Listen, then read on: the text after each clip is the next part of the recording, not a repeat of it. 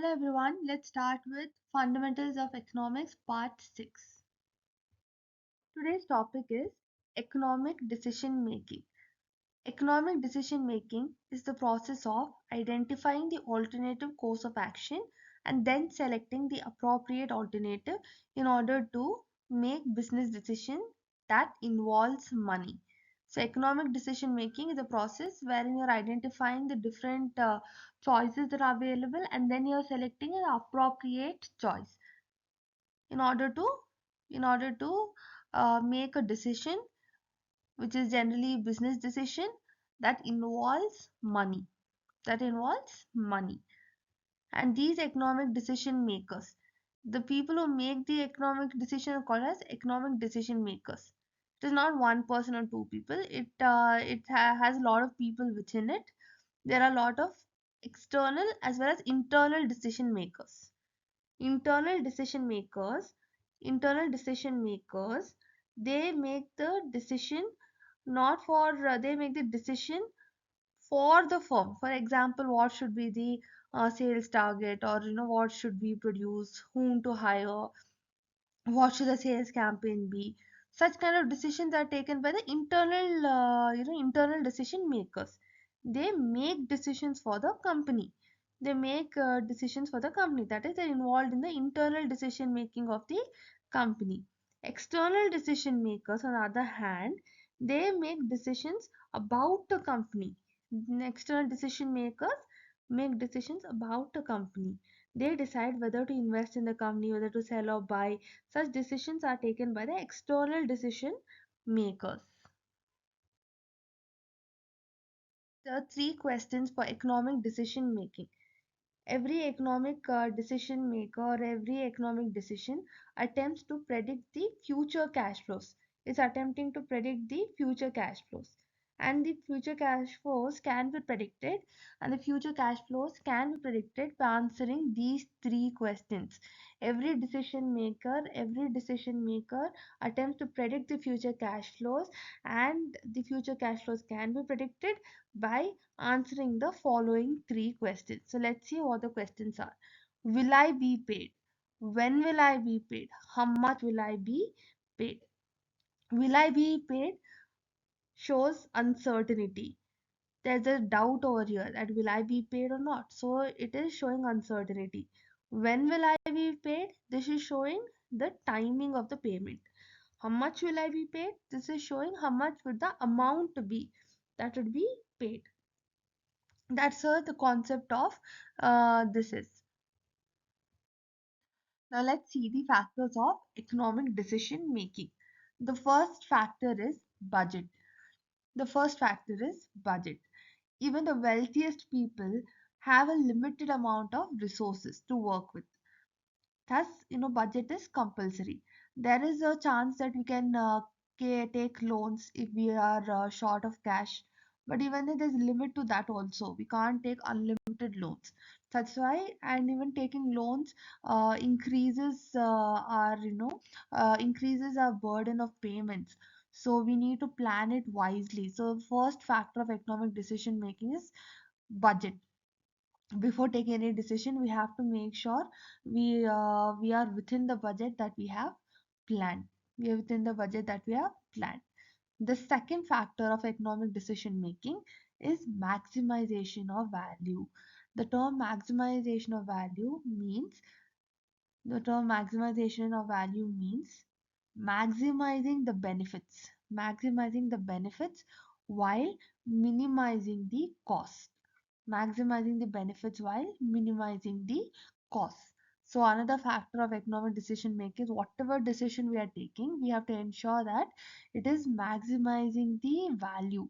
It is maximizing the value to us. It is maximizing the value. That is, it is having maximum benefits and it is minimizing costs to the organization or to the individual. The third factor is rational decision making. All the economic models assume that all the decision makers involved are rational and logical, and they take into account all the information that is available and then come to a decision. While it is true that most of the people in organization try to do this, but in reality, not everyone will be knowing everything. Being aware of everything 100% is not something that is always possible. But this is an assumption that is taken, so there is rational decision making.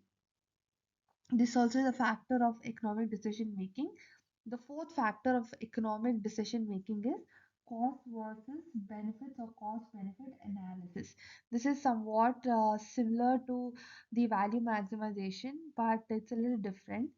A cost benefit analysis assumes that whenever a decision is taken, there is some gain and also there's some cost, cost to it.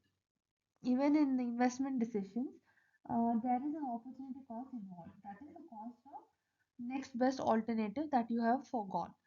So, in whatever decisions you have taken, there is an opportunity cost that is involved. So, cost benefit analysis says that for every decision that you have taken, that there must be there's something gain and something loss, and whatever benefits you are getting has to be more than the cost that you incurring. The benefits of your decisions has to be greater than the cost that you incur.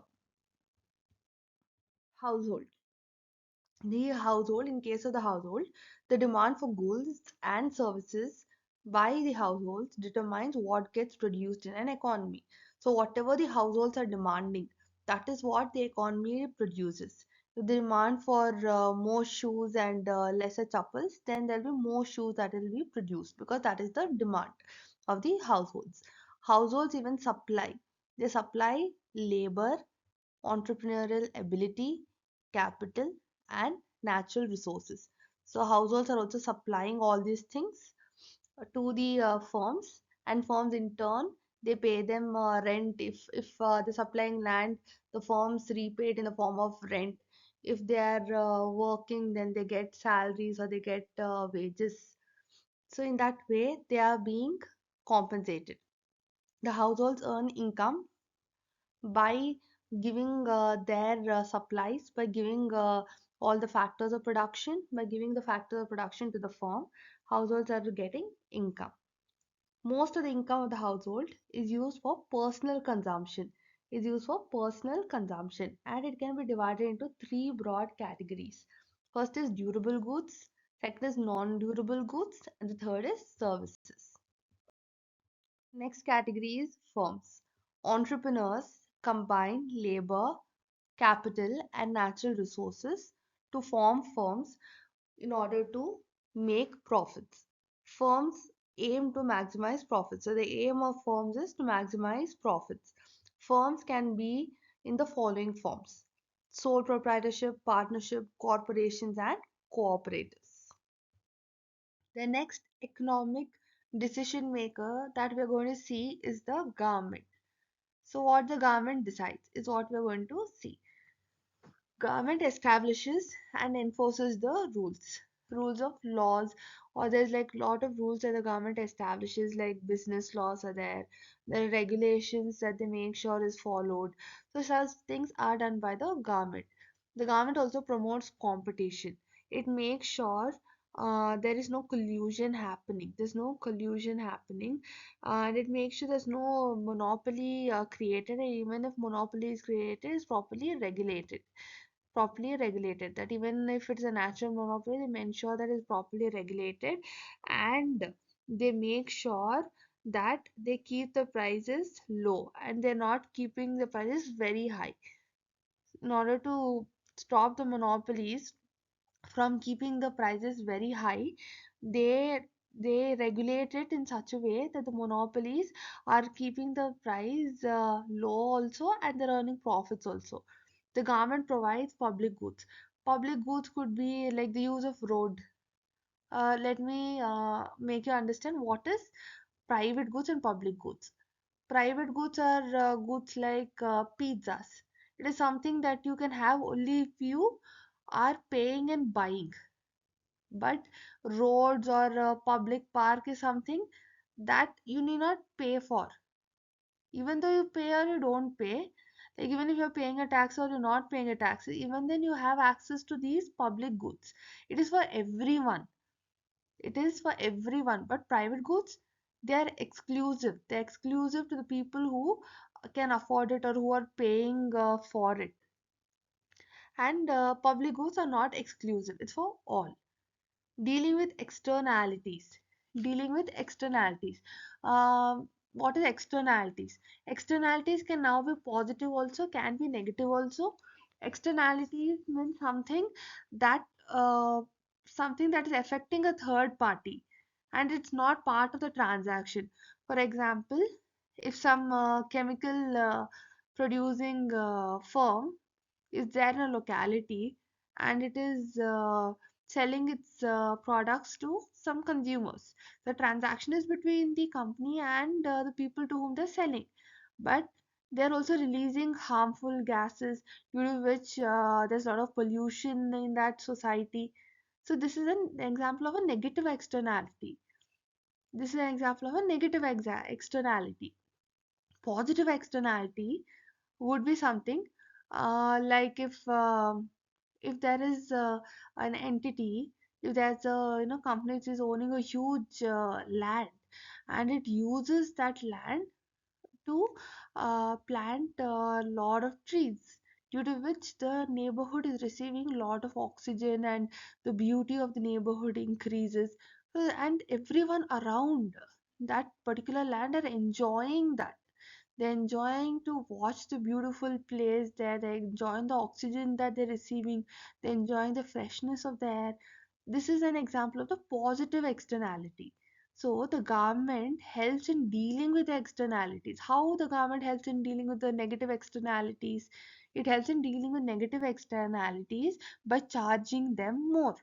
I mean, how do they charge them more? It's by these by putting what do you call taxes. They can impose taxes for all the pollution that they create.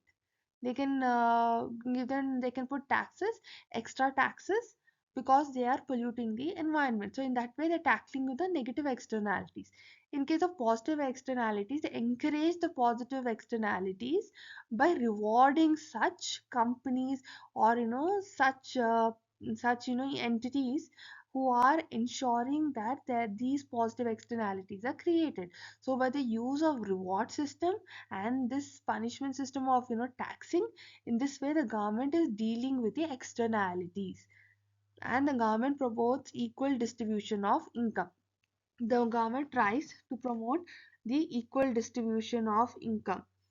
As mentioned earlier, some people, because of less education, mental or physical disabilities, need to care for small children, are not able to support themselves and their families. In such cases, the government can give grants to such people. They can support them through their schemes. They can provide them jobs. In this way, the government tries to promote equal distribution of income. And the government also promotes full employment, price stability, and economic growth. The government promotes full employment, price stability, and economic growth. Pursuing these three objectives by taxing and spending, by the methods of achieving these three objectives, by the method of taxing and then spending, is called as fiscal policy. And pursuing these three objectives by regulating the money supply, by regulating or controlling the money supply, is called as the monetary policy. So the government is promoting full employment, price stability, and economic growth through fiscal policy and monetary policy, which is part of macroeconomics. Thank you so much for watching the video. Please do like and subscribe. Thank you.